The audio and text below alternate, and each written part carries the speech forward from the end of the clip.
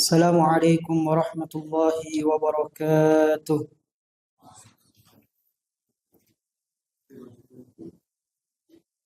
إن الحمد لله نحمده ونستعينه ونستغفره ونعوذ بالله من شرور أنفسنا وسيئات أعمالنا.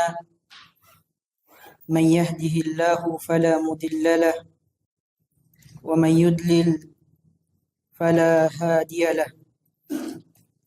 أشهد أن لا إله إلا الله وحده لا شريك له وأشهد أن محمدا عبده ورسوله.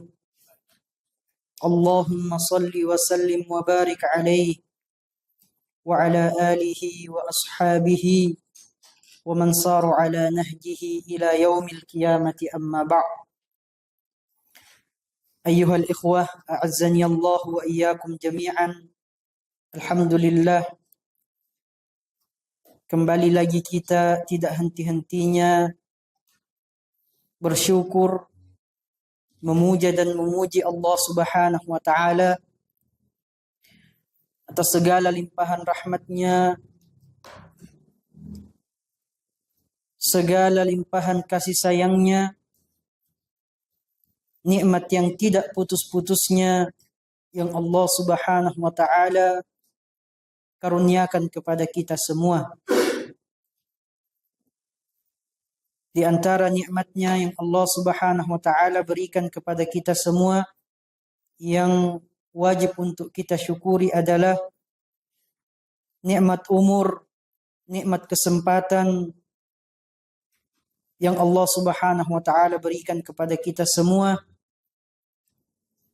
dan wajib untuk kita mensyukurinya. Di antara bentuk mensyukuri nikmat-nikmat yang Allah Subhanahu wa taala, khususnya nikmat umur yang Allah berikan kepada kita semua, adalah senantiasa mengisi sisa-sisa umur yang Allah Subhanahu wa taala berikan kepada kita semua pada perkara-perkara yang diridhai oleh Allah Subhanahu wa taala. Salawat serta salam selalu tercurah limpahkan kepada Nabiullah Muhammad sallallahu alaihi wasallam, Nabi yang Allah Subhanahu wa taala utus li'i'la'i kalimatit tauhid, untuk meninggikan, mendakwahkan kepada semua manusia agar senantiasa mentauhidkan Allah Subhanahu wa taala. Maka inilah perkara yang paling utama yang Allah Subhanahu wa taala wajibkan kepada setiap hamba-hambanya, yaitu senantiasa mentauhidkan Allah Subhanahu wa taala, dan segala bentuk ibadah yang Allah Subhanahu wa taala perintahkan untuk kita laksanakan, untuk kita tegakkan, semua harus dilandasi dengan tauhid kepada Allah Subhanahu wa taala dalam bentuk keikhlasan, menyerahkan segala urusan, menyerahkan segala amaliyah-amaliyah yang kita lakukan ibtigha'a wajhillah, mengharapkan wajahnya Allah Subhanahu wa taala. Jamaah yang dirahmati oleh Allah Subhanahu wa taala, pada pertemuan sebelumnya kita telah mempelajari bersama hadis Nabi sallallahu alaihi wasallam yang mulia sampai pada penggalan kalimat wa ruhum minhu, dan Nabi Isa alaihi salam dia ruh dari Allah Subhanahu wa taala, ruh dari ruh-ruh yang merupakan ciptaan Allah Subhanahu wa taala. Ay sara jasaduhu alaihi salam bil kalimah. Nabi Isa alaihi salam menjadi jasad yang diciptakan dari kalimatnya Allah Subhanahu wa taala. Bukan kalimatnya Allah yang berubah menjadi manusia atau berubah menjadi Nabi Isa secara spesifik, tetapi Allah menciptakannya melalui kalimatnya. Kalimatnya yang mana? Sebagaimana Allah menciptakan Nabi Adam alaihissalam. Kun fayakun. Naam. Qala Allah Ta'ala, fanufikhat fihi hadhihi ar-ruh allati hiya min Allah. Maka Allah Subhanahu wa taala meniupkan ke dalam jasad tersebut ruh yang juga berasal dari Allah Subhanahu wa taala, yang juga diciptakan oleh Allah Subhanahu wa taala. Ay khalqum min makhluqatihi, ciptaan dari sekian banyak atau dari semua ciptaan-ciptaannya Allah Subhanahu wa taala, udifat ilaihi ta'ala litasyrif wat takrim. Sebagaimana ciptaan tersebut disandarkan kepada Allah Subhanahu wa taala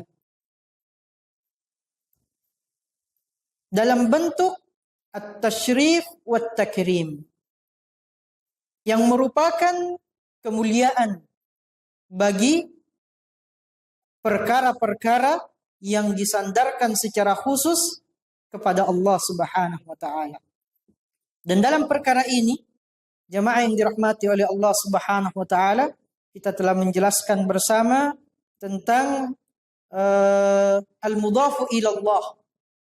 Al-mudhafatu ila Allah nau'an. Yang disandarkan kepada Allah Subhanahu wa taala secara umum itu dibagi menjadi dua. Ada idhafatu awsaf, ada idhafatu a'yan. Atau idhafatu sifat. Sifat itu jamaknya bisa awsaf, bisa sifat. Jadi menyandarkan sifat-sifat kepada Allah Subhanahu wa taala. Yang dimaksud di sini idhafatu sifatin lil mausuf. Menyandarkan sifat kepada yang disifati, yaitu Allah Subhanahu wa taala. Qaimun bihi laysat makhluqah. Maka setiap sifat yang disandarkan kepada Allah Subhanahu wa taala yang merupakan sifatnya Allah tabaraka wa taala, maka itu bukanlah makhluk. Itu bukanlah makhluk. Jadi kalau kita menemukan di dalam nas-nas syar'i sifat-sifat diidhafahkan, disandarkan kepada Allah Subhanahu wa taala, maka perlu untuk kita ketahui sifat tersebut bukanlah makhluk. Bukanlah makhluk. Yang kedua, idhafatu a'yan. Benda-benda yang disandarkan kepada Allah Subhanahu wa taala. Ini dibagi menjadi dua. Ada idhafatun ammah, perkara-perkara yang secara umum yang disandarkan kepada Allah Subhanahu wa taala. Contohnya misalnya hadza khalqullah. Ini adalah ciptaannya Allah Subhanahu wa taala. Menjelaskan kepada kita ini a'yan, benda. Disandarkan kepada Allah Subhanahu wa taala. Tujuannya menjelaskan kepada kita bahwa perkara atau benda tersebut, zat tersebut makhlukatun mamlukatun maqdurah. Dia adalah makhluk yang diciptakan oleh Allah. Dia adalah yang dimiliki oleh Allah Subhanahu wa taala dan yang dikuasai oleh Allah Subhanahu wa taala. Ini yang sifatnya idhafatun ammah. Yang kedua ada idhafatun khassah. Benda sama dengan yang pertama, namun hal tersebut atau benda tersebut disandarkan secara khusus kepada Allah Subhanahu wa taala. Maka inilah jenis yang dijelaskan oleh Asy-Syaikh di sini, khalqum min makhluqatihi udifat ilaihi ta'ala litasyrif wat takrim. Kalau bendanya secara khusus Baitullah, rumahnya Allah Subhanahu wa taala, maka dia adalah benda namun memiliki kedudukan khusus di sisi Allah Subhanahu wa taala. Idhafatun amma atau idhafatun khassah, dua-duanya merupakan makhluk. Dua-duanya merupakan makhluk. Naqatullah, ruhullah atau ruhum minhu, Abdullah. Ini yang secara khusus disandarkan kepada Allah Subhanahu wa taala. Lidilalati 'ala at-tasyrif wa at-takrim. Itu menunjukkan bahwa perkara-perkara tersebut, benda-benda tersebut memiliki kedudukan kemuliaan di sisi Allah Subhanahu wa taala dibandingkan yang lainnya. Kemudian ikhwan dirahmati oleh Allah Subhanahu wa taala, dijelaskan lebih lanjut oleh Asy-Syaikh rahimahullahu taala, wa Isa alaihi salam laisa ruhan bal jasadun dzu ruhin. Nabi Isa alaihi salam itu bukan hanya ruh saja, bukan ruh saja, akan tetapi jasad. Beliau jasad yang ada ruh di dalamnya. Yang ada ruh di dalamnya. Sama dengan kita. Qala Allah Ta'ala, sebagaimana firman Allah Subhanahu wa Ta'ala, Mal Masih ibnu Maryam illa rasulun qad khalat min qablihi ar-rusul wa ummuhu siddiqah kana ya'kulani at-ta'am. Tidaklah Al-Masih ibnu Maryam, Nabi Isa alaihi salam, illa rasulun, kecuali merupakan utusannya Allah Subhanahu wa taala. Qad khalat min qablihi ar-rusul. Sebagaimana Allah Subhanahu wa taala mengutus sebelum Nabi Isa rasul-rasul yang lainnya, sama kedudukannya di sisi Allah Subhanahu wa taala. Ditakkid lagi oleh Allah Subhanahu wa taala, wa ummuhu siddiqah. Ibunya Nabi Isa alaihi salam siddiqah, orang-orang termasuk orang-orang yang betul-betul beriman kepada Allah Subhanahu wa taala, dan dia benar, jujur dengan keimanannya. Kana ya'kulani ta'am. Mereka berdua makan sebagaimana manusia, sebagaimana kita secara umum memerlukan makanan. Kita makan dan minum, mereka pun makan dan minum. Menjelaskan di dalam ayat yang mulia ini, menjelaskan kepada kita semua jemaah yang dirahmati oleh Allah Subhanahu wa taala bahwa Nabi Isa alaihi salam sama manusia biasa. Manusia biasa sama dengan manusia-manusia yang lainnya. Yang membedakan hanya beliau termasuk hambanya Allah Subhanahu wa taala yang diberikan wahyu kepadanya untuk disampaikan kepada umatnya. Fabin nafkhi sara jasadan wa birruhi sara jasadan wa ruhan. Dengan ditiupkannya ruh kepada Nabi Isa alaihi salam, dia menjadi jasad. Dia menjadi jasad. Wa birruh, dengan adanya ruh tersebut, sara jasadan wa ruhan. Maka dia menjadi jasad yang ada ruh di dalamnya. Sama dengan manusia secara umum. Menjelaskan kepada kita semua, mentakkid bahwa Nabi Isa alaihi salam adalah manusia biasa yang merupakan makhluknya Allah Subhanahu wa taala, kepemilikannya Allah Subhanahu wa taala, dan dikuasai oleh Allah Tabaraka wa taala. Bukanlah salah satu bagian sebagaimana yang diklaim oleh orang-orang Nasrani, bagian dari bagian-bagiannya Allah Subhanahu wa taala yang menjelma sebagai seorang manusia. Tidak. Kemudian sabdanya Nabi sallallahu alaihi wasallam melengkapi yang sebelumnya atau mentakkid wa ruhum minhu, kalimat minhu, ruh darinya. Hadhihi hiya allati dhalla biha an-nasara. Inilah yang menyebabkan kalimat ruh darinya, dari Allah Subhanahu wa taala. Pada kalimat inilah orang-orang Nasrani itu tersesat. Pada kalimat yang mulia inilah orang-orang Nasrani tersesat. fazannu annahu juz'un minallah. Mereka menyangka, mereka mengira kalimat faruhum minhu, ruh yang berasal dari Allah Subhanahu wa taala, ini artinya adalah bagian dari Allah Subhanahu wa taala. Nah, inilah yang menyebabkan orang-orang Nasrani tersesat. Salah di dalam memahami apa yang disampaikan oleh Nabi sallallahu alaihi wasallam. Fadallu wa adallu katsira. Maka mereka tersesat dan banyak menyesatkan orang. Mereka tersesat dan banyak menyesatkan orang. Sungguh sangat banyak yang disesatkan. Ya, penganut agama terbesar di dunia saat ini adalah Nasrani. Ya, penganut agama terbesar. Ya, kedua baru agama Islam.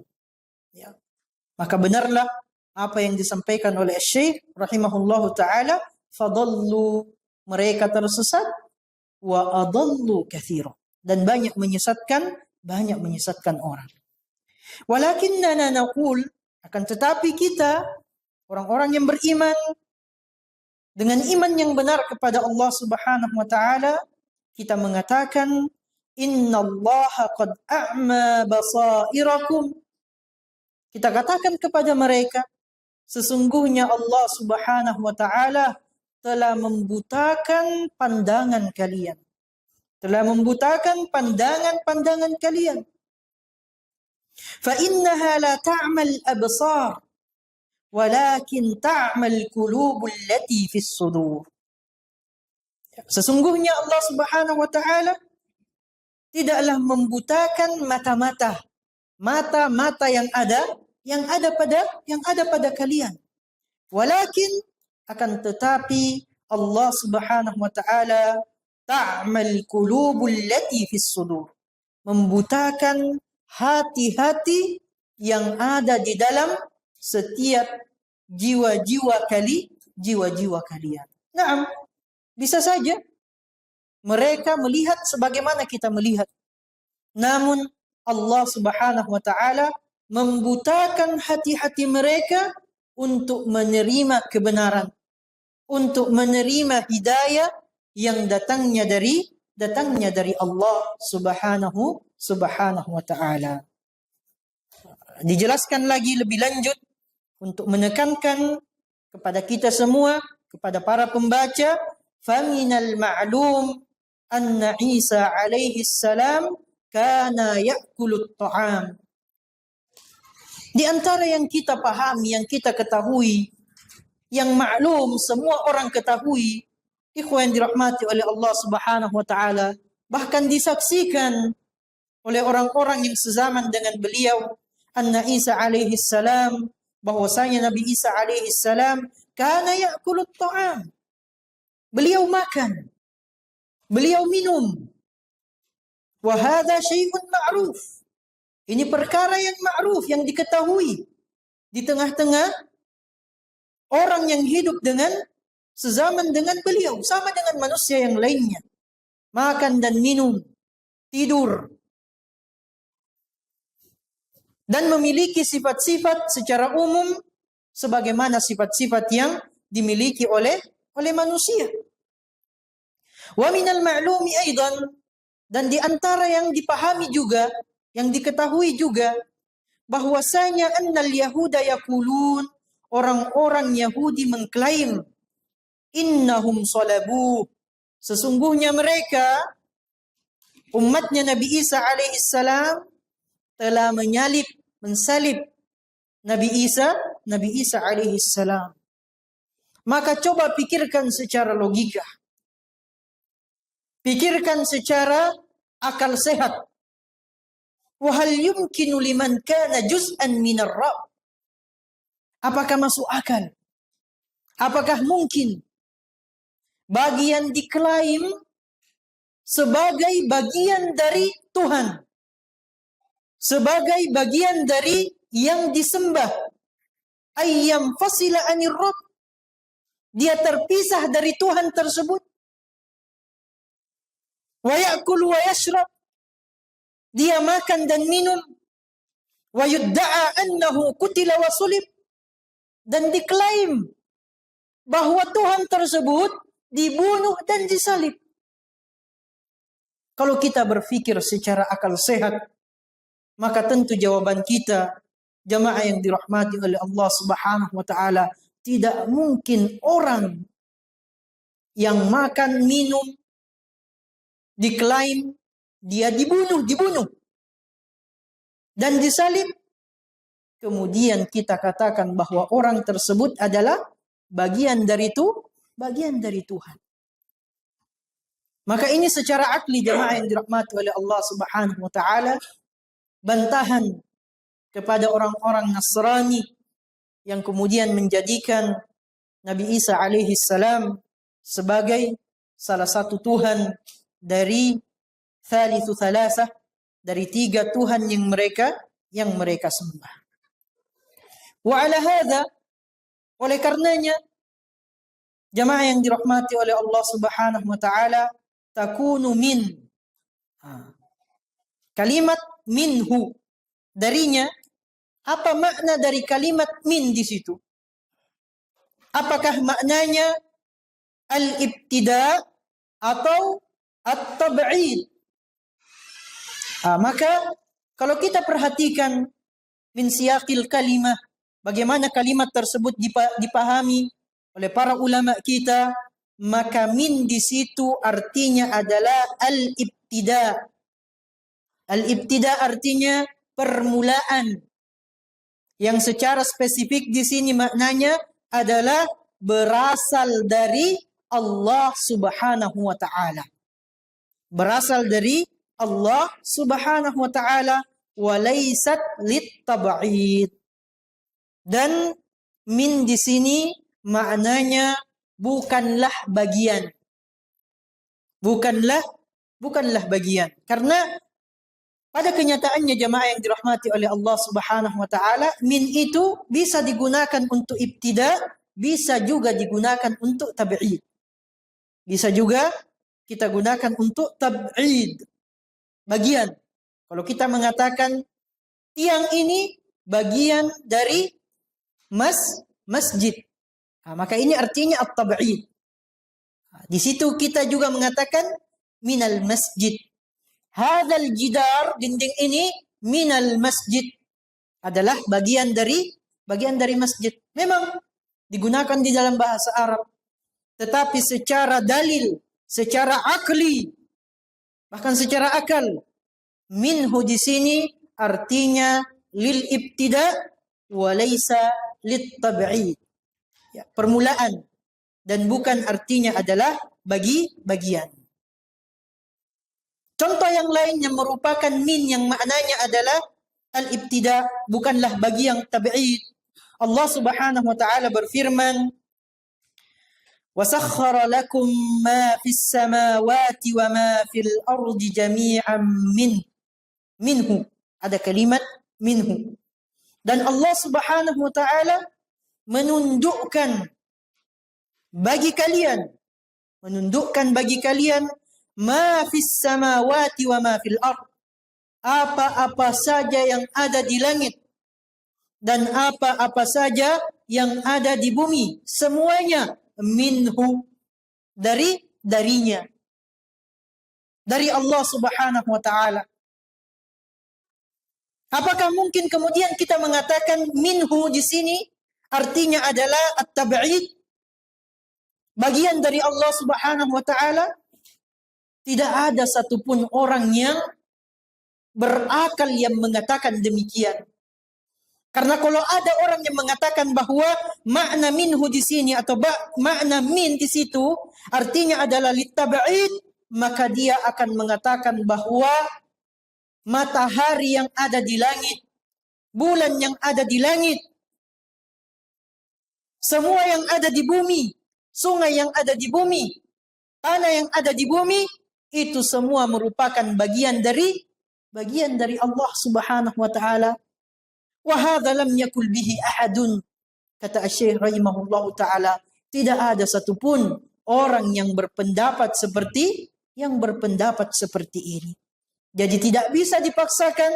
Makna min di sini adalah at-tab'id. Yang benar di sini adalah al-ibtida. Al-ibtida. Sebagaimana yang dijelaskan oleh Asy-Syaikh rahimahullahu ta'ala. Faqauluhu minhu, maka sabdanya Nabi sallallahu alaihi wasallam darinya, ay ruhun sadiratun minallahi azza wa jal. Ia adalah ruh yang berasal. Wa ruhum minhu, dia adalah ruh yang berasal dari Allah subhanahu wa ta'ala. Ruh yang berasal, artinya diciptakan oleh Allah subhanahu wa ta'ala. Dikuasai, dimiliki oleh Allah subhanahu wa ta'ala. Sebagaimana makhluk-makhluk yang lainnya. Walaysat juz'an minallahi kama taz'umun nasara. Dan bukanlah bagian dari Allah subhanahu wa ta'ala sebagaimana yang diklaim oleh orang-orang Nasrani sehingga mereka menuhankan Nabi Isa alaihi salam. Wal'iyadu billah. Kemudian ikhwan dirahmati oleh Allah subhanahu wa ta'ala, Asy-Syaikh juga menjelaskan sebagaimana yang dijelaskan oleh Al-Imam Ibn Taimiyah rahimahullahu ta'ala di dalam kitabnya Al-Jawabus Sahih liman baddala dinal Masih. Wa'alam, ketahuilah, annama adafahu Allah ila nafsih, bahwasanya apa yang Allah sandarkan kepada dirinya melalui Al-Quran, melalui sunnah-sunnah Nabi sallallahu alaihi wasallam. Di sini Asy-Syaikh menjelaskan yang qasimu ila thalathati aqsam, dibagi menjadi tiga bagian. Khilafnya khilaf lafzi yang dijelaskan oleh Syekhul Islam Ibn Taimiyah di dalam kitabnya.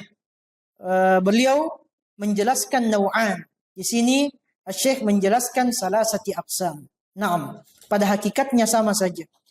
Al-awwal, al-ainu qa'imatun bi nafsiha. Inilah yang kita sebut sebagai idhafatu a'yan. Idhafatu a'yan. Benda-benda yang disandarkan kepada Allah Subhanahu wa taala, yang berdiri sendiri. Qa'imatun bi nafsiha wa idhafatuha ilaihi min babi idhafatil makhluqi ila khaliqihi. Ini maknanya, ketika benda yang berdiri sendiri disandarkan kepada Allah Subhanahu wa taala, maka maknanya adalah idhafatul makhluk ila khaliqihi. Makhluk yang disandarkan kepada penciptanya. Ciptaan yang disandarkan kepada penciptanya. Sesuatu yang disandarkan kepada Allah subhanahu wa ta'ala. Wa hadhil idhafah, dan penyandaran ini ikhwan dirahmati oleh Allah subhanahu wa ta'ala, sebagaimana yang kita jelaskan sebelumnya, qad takunu ala sabili umumil khalq. Terkadang dijelaskan secara umum. Terkadang dijelaskan secara umum. Sebagaimana firman Allah Subhanahu wa taala di ayat yang kita bacakan tadi. Wa sakhkhara lakum ma fis samawati wa ma fil ardi jami'an minhu. Dan Allah menundukkan kepada kalian apa-apa yang ada di langit dan apa-apa yang ada di bumi, semuanya dari Allah Subhanahu wa ta'ala. Naam. Ini yang sifatnya idhafatun ammah. Yang sifatnya ketika sesuatu yang umum disandarkan kepada Allah Subhanahu wa ta'ala.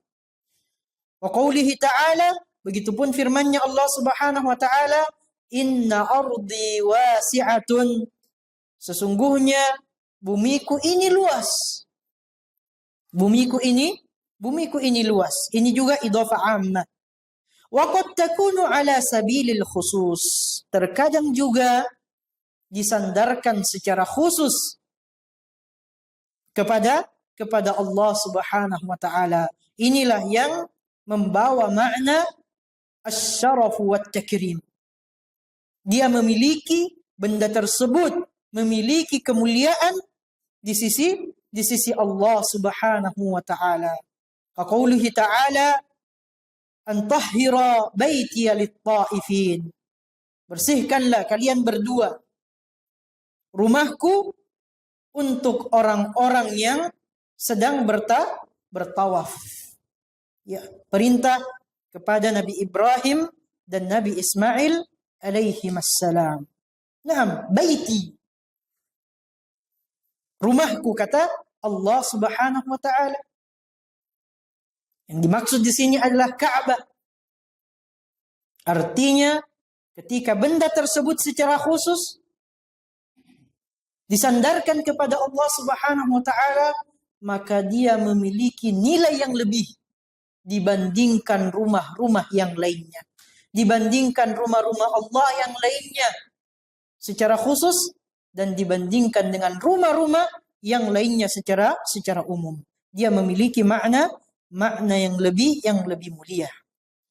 Wa qaulihi ta'ala, sebagaimana juga firman-Nya Allah Subhanahu wa taala, naqatallahi wa suqiyaha.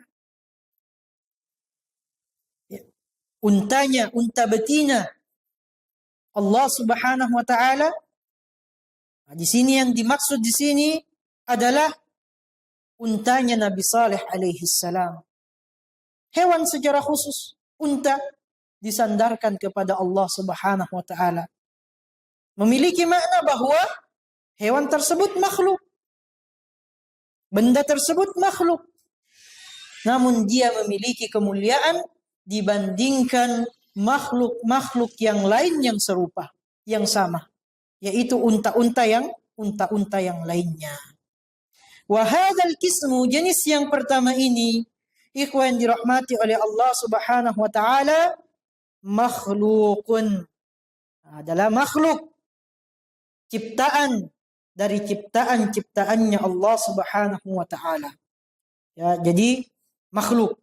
Yang kedua, ayyakuna syai'an mudhafan ila 'ainin makhluqatin yaqumu biha.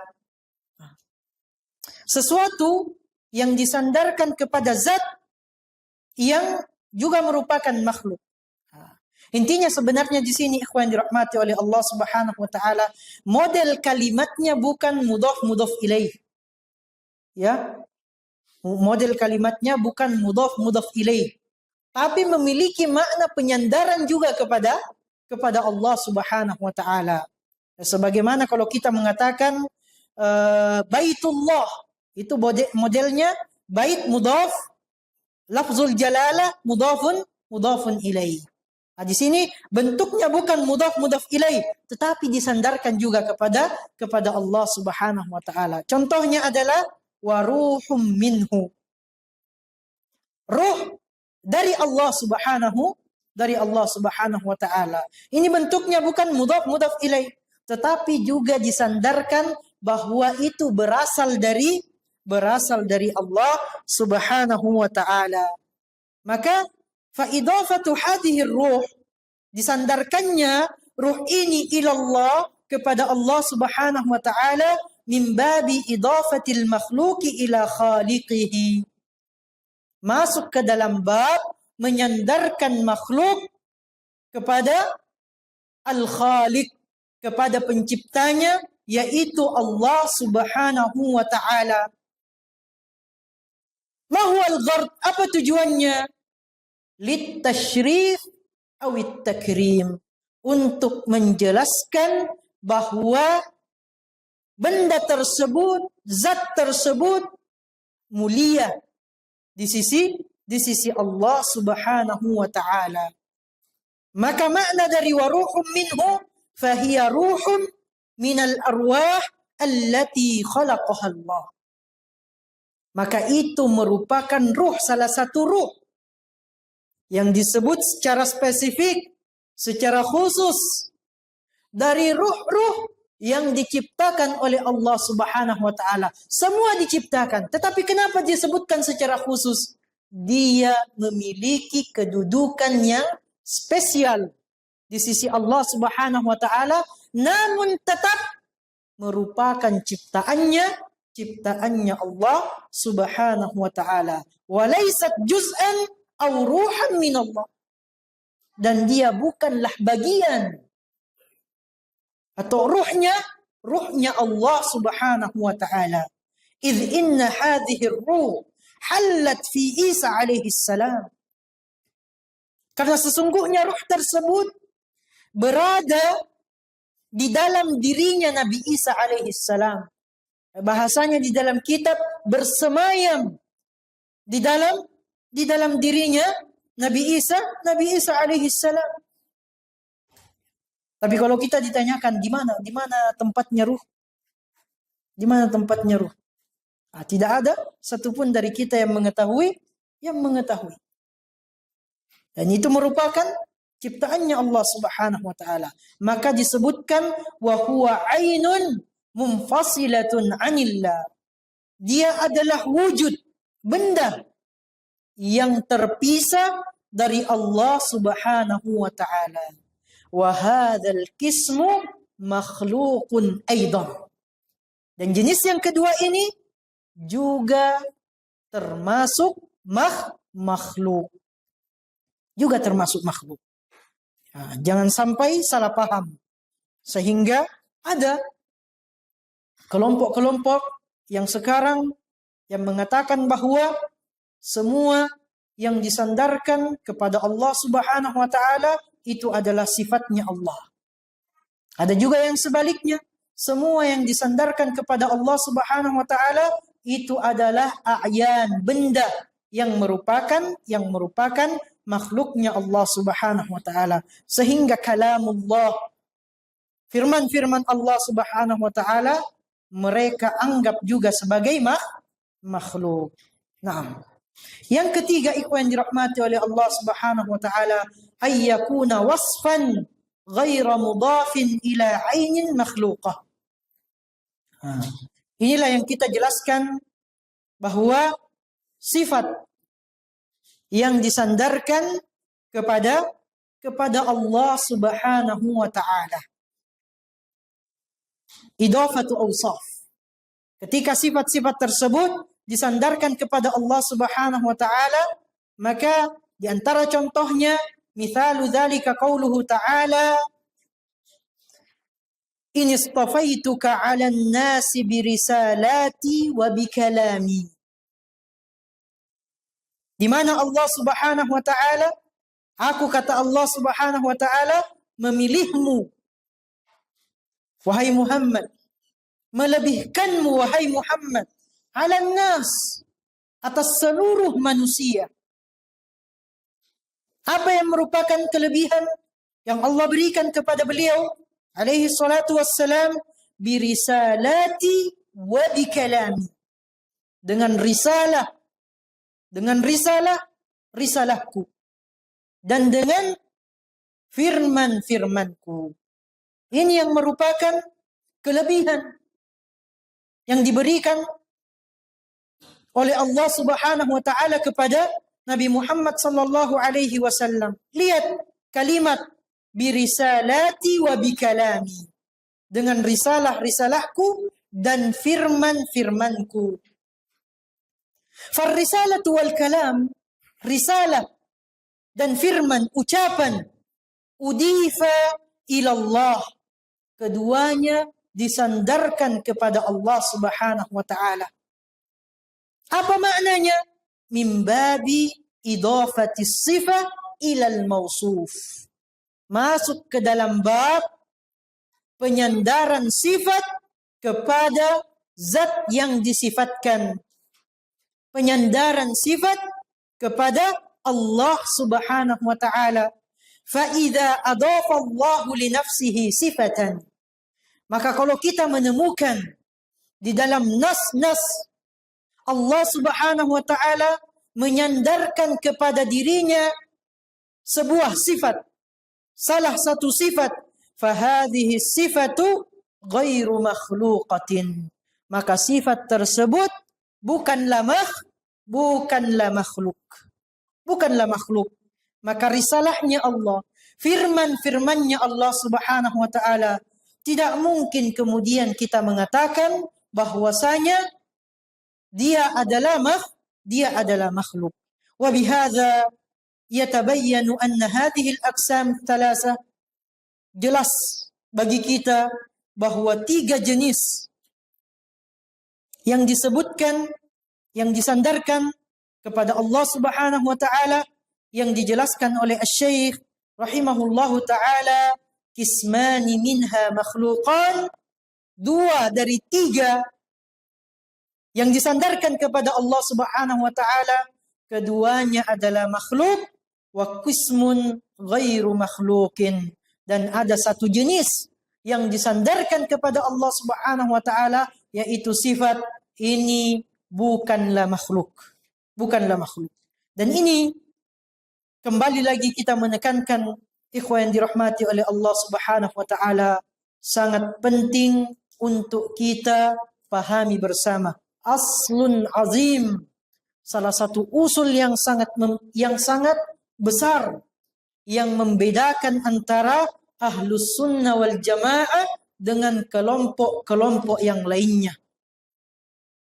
Yang membedakan antara Ahlus Sunnah wal Jamaah dengan Al-Jahmiyah wal Mu'tazilah dan yang sejalan dengan mereka, di mana kemudian mereka mengatakan semua yang disandarkan kepada Allah Subhanahu wa taala min babi idafati a'yan. Semua yang disandarkan kepada Allah Subhanahu wa taala masuk ke dalam bab penyandaran benda kepada Allah Subhanahu wa taala. Artinya segala yang disandarkan kepada Allah itu adalah makhluk. Maka ketika kalamullah, al-kalam, ucapan, firman disandarkan kepada Allah Subhanahu wa taala, maka dari situlah kemudian mereka berpendapat dengan pendapatnya yang menyesatkan, yang sesat dan menyesatkan, bahwa firman-Nya Allah Subhanahu wa taala, Al-Qur'an, adalah makhluk. Wal iyadzu billah. Ini kesesatan. Begitupun sebaliknya. Tidak bisa juga kemudian ada yang mengatakan bahwa semua yang disandarkan kepada Allah Subhanahu wa taala min babi idafati sifat lil mausuf, masuk ke dalam bab sifat yang disandarkan kepada pemilik sifat tersebut, sehingga itu bukan makhluk. Maka muncullah golongan-golongan al-hululiyah, al-ittihadiyah, dan yang sejalan dengan mereka, yang kemudian ketika ada yang menyembah misalnya Nabi Isa alaihi salam, maka dia tidak menyalahkan. Ini ada, ikhwan yang dirahmati oleh Allah Subhanahu wa taala.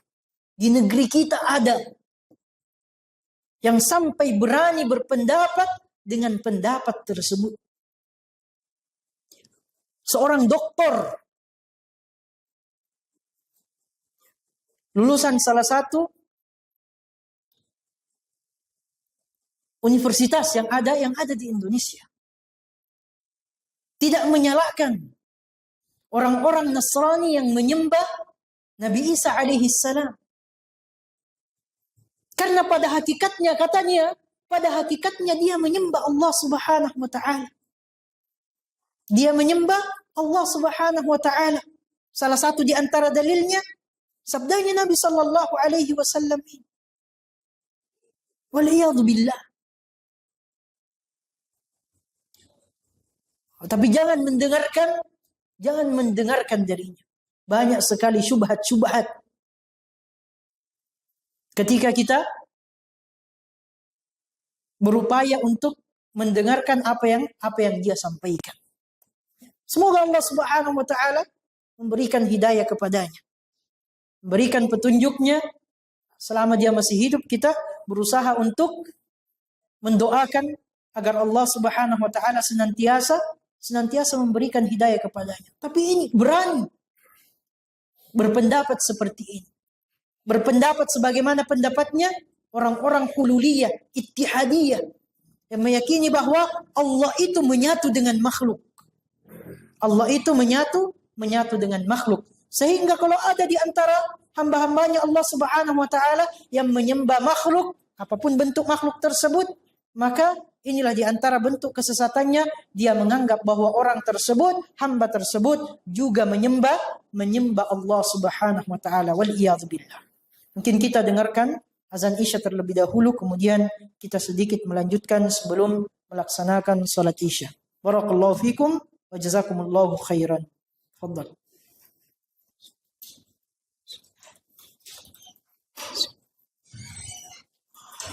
Bismillah, salatu wassalamu ala rasulillah wa ala alihi wa ashabihi wa man wala amma ba'd.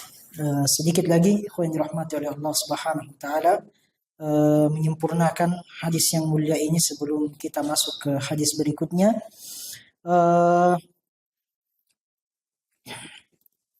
Syekh rahimahullah ta'ala melanjutkan, fal a'yanul qa'imatu binafsiha, maka zat-zat yang berdiri sendiri, wal muttasilu bihadhil a'yan makhluqatun, maka itu merupakan makhluk. Wal wasful ladzi lam yudhkar, adapun sifat yang tidak disebutkan, lahu ainun, ya, untuk benda, yakumu biha ghairu makhlukin, maka dia bukanlah makhluk. Jadi kembali lagi, idhafatu a'yan makhluk, idhafatu awsaf bukanlah makhluk. Li'annahu yakunu min sifatillah, karena kalau idhafatu awsaf, dia termasuk dari sifat-sifat Allah Subhanahu wa taala. Wa sifatullahi ghairu makhluqatin, dan sifat-sifatnya Allah Subhanahu wa taala bukanlah makhluk, sebagaimana yang kita jelaskan sebelumnya. Wa qad ijtama'a al-qisman, dua hal tersebut berkumpul fi qawlihi, dalam sabdanya Nabi sallallahu alaihi wasallam, kalimatuhu wa ruhum minhu. Fakalimatuhu hadhihi wasfun mudhafun ila Allah. Kalimatuhu, kalimatnya Allah Subhanahu wa taala, maka ini merupakan sifat yang disandarkan kepada Allah Subhanahu wa taala. Wa ala hadza, maka fatakunu kalimatuhu sifatan min sifatillah. Kalimatnya Allah Subhanahu wa taala adalah sifat dari sifat-sifatnya Allah Subhanahu wa taala. Namun jangan disalahpahami. Kalimat di sini yang dimaksud adalah kalimat kun fayakun. Ini sifat firman-Nya Allah Subhanahu wa taala. Bukan Nabi Adam, Nabi Isa alaihi salam, begitupun Nabi Adam yang merupakan kalimatnya, perwujudan dari kalimatnya Allah Subhanahu wa taala. Tapi mereka diciptakan melalui kalimatnya Allah Subhanahu wa taala. Wa ruhum minhu, dan ruh darinya, dari Allah Subhanahu wa taala, hadhihi udifat ila ainin, disandarkan kepada satu zat, li'anna ar-ruha hallat fi Isa, karena ruh itu ada di dalam diri Nabi Isa alaihi salam, fahiya makhluqatun, maka dia merupakan makhluk. Penggalan terakhir dari hadis yang mulia, ikhwan dirahmati oleh Allah Subhanahu wa taala, siapa yang bersyahadat dengan syahadat-syahadat yang disebutkan di dalam hadis yang mulia tersebut, adkhalahul jannah, maka Allah Subhanahu wa taala akan memasukkannya ke dalam surga. Idkhalul jannah li ahli tauhid, dimasukkannya ahli tauhid ke dalam surga yang qasimu ila qismain, ya, ala ma kana minal amal, Allah akan memasukkannya ke dalam surga bagaimanapun amalannya. Namun perlu kita pahami, orang-orang yang bertauhid dimasukkan ke dalam surga dibagi menjadi dua. Al-awwal idkhalun kamilun lam yusbaq bi'adzabin liman atammal amal. Dimasukkan secara sempurna yang tidak didahului oleh azab bagi siapa yang menyempurnakan amal. Siapa yang menyempurnakan amalnya. Ini juga disebutkan oleh para masyayikh, di antaranya Syekh Shalih Fauzan rahimahullahu taala, disebutkan dengan bahasa al-amnul mutlaq. Al-amnul mutlaq, keamanan yang sifatnya mutlak. Keamanan yang sifatnya mutlak, yang bermakna al-amnul kamil. Keamanan yang sifatnya sempurna. Keamanan yang sifatnya sempurna. Tidak ada yang merusak keimanannya. Tidak ada yang mengurangi keimanannya, nilai imannya di sisi Allah Subhanahu wa taala. Maka dia akan langsung dimasukkan ke dalam surga. Meskipun ada rincian, ya, ada yang dimasukkan bighairi hisabin wala adzab. Ada nanti pembahasannya. Ada yang melalui hisab, tetapi hisabnya hisab yasira, hisab yang ringan. Tapi kedua-duanya tidak melalui azab. Yang kedua, ats-tsani idkhalun naqisun masbuqun bi'adzabin liman naqasal amal. Ada yang dimasukkan tetapi derajat keimanannya naqis, kurang. Masbuqun bi'adzab. Dan ini terancam, tidak kita pastikan. Ya, terancam mendapatkan azabnya Allah Subhanahu wa taala liman naqasal amal, bagi yang kurang amalnya. Bagi yang kurang amalnya. Fal mu'min, maka seorang mukmin, idza ghalabat sayyi'atuhu hasanati, apabila keburukannya mengalahkan keburukan-keburukannya, mengalahkan kebaikan-kebaikannya, insyaallah. Maka Syekh menjelaskan, kalau Allah Subhanahu wa taala berkehendak, adzabahu biqadri amalihi, maka Allah akan senantiasa mengazabnya terlebih dahulu sesuai dengan kadar amalannya.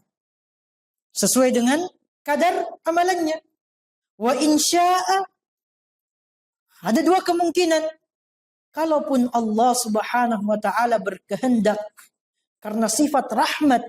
Kalau tadi sifat adil yang Allah miliki. Kalau yang kedua ini, wa insya'a lam yu'adzibhu, karena sifat rahmat yang Allah Subhanahu wa taala miliki, bisa jadi juga dia tidak diazab. Bisa jadi juga langsung dimasukkan ke dalam surga. Qala Allah taala, sebagaimana firman-Nya Allah Subhanahu wa taala, innallaha la yaghfiru an yushraka bihi wa yaghfiru ma duna dzalika liman yasha. Penggalan yang kedua. Wa yaghfiru ma duna dzalika liman yasha.